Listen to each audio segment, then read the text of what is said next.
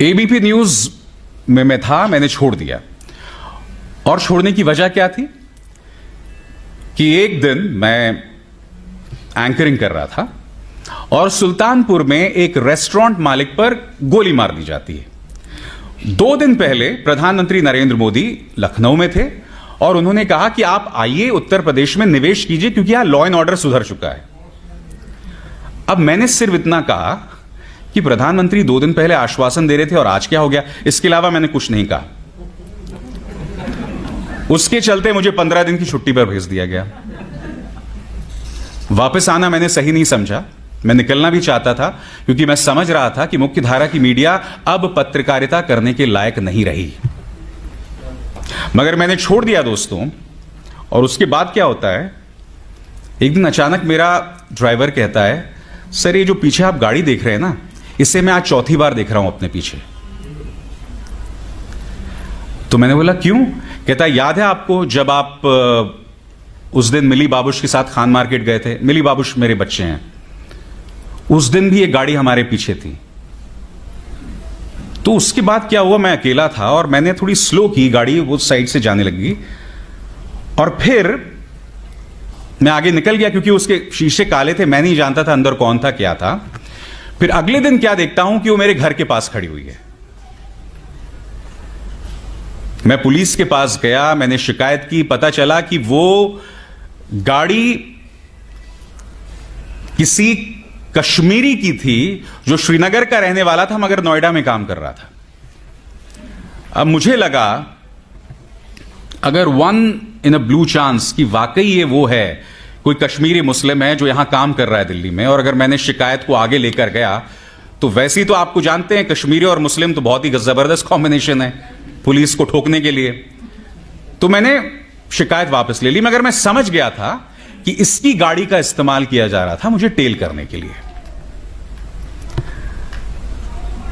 जिस चीज का जिक्र पन्नू जी ने कहा, the process is the punishment.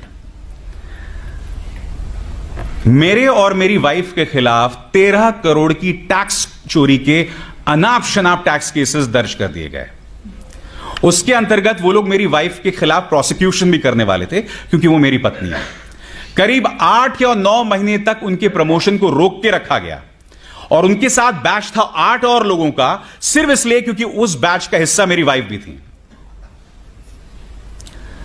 और मुझे याद है जब ये तमाम चीजें होती थीं तो आपके अपने ही जो कुछ और पत्रकार मित्र होते थे वो उसको लेके मजे लिया करते थे और कुछ लोग कहते थे अरे कोई बात नहीं यार, अगर तुम सच्चे हो तो डरने की क्या बात है। मैंने बोला डरने की तो कोई बात ही नहीं है, भाई जैसे कहा ना कि जो प्रक्रिया है वही सजा है। The process this is the punishment. 2002 से लेके 2017 तक जिस नर्क से प्रजापति परिवार गुजरा है वो प्रक्रिया ही पनिशमेंट है, वही प्रक्रिया सजा है। 2017 से पहले यह वो शख्स था जिसके सामने इस राज्य के गृह मंत्री जो है नतमस्तक होते थे। तो आप समझ सकते हैं उस परिवार को किस असुरक्षा से गुजरना पड़ा था। तो ये जो प्रक्रिया है ना, यही पनिशमेंट होता है।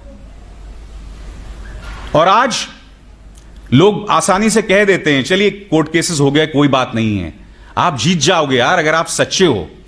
मगर आप समझते नहीं हो वो जितने भी दिन चलता है, आप जिस टॉर्चर से गुजरते हैं आप तो अंदाजा लगा ही सकते हैं उसका। मगर लोग जिस टॉर्चर से गुजरते हैं आप समझ नहीं सकते हैं वो कितनी बढ़िया सुरक्षा है। मगर मैं यही कहूंगा आप लोगों से कि समर्थन दीजिए हमारे उन पत्रकारों का जो इन छोटे छोटे इलाकों पर काम कर रहे हैं। मैं जानता हूं कुछ ऐसे लोग हैं जो इस पेशे को बदनाम भी करते हैं। कुछ लोगों पर आरोप लगाया जाता है कि भाई जो लोकल पॉलिटिशियंस के वो लोग फिक्सर बने रहते हैं, मगर नहीं। फिर पवन जायसवाल जैसे पत्रकार भी हैं, एक मिसाल हैं छत्रपति जी जैसे भी। उनके हाथ मजबूत कीजिए, उनके हाथ मजबूत कीजिए ताकि किसी का सिला, किसी का परिणाम रामचंद्र छत्रपति जी जैसा ना हो।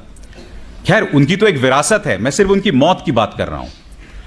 वो आज जिंदा होते तो मैं नहीं जानता उनके जरिए और वो क्या क्या कर सकते थे।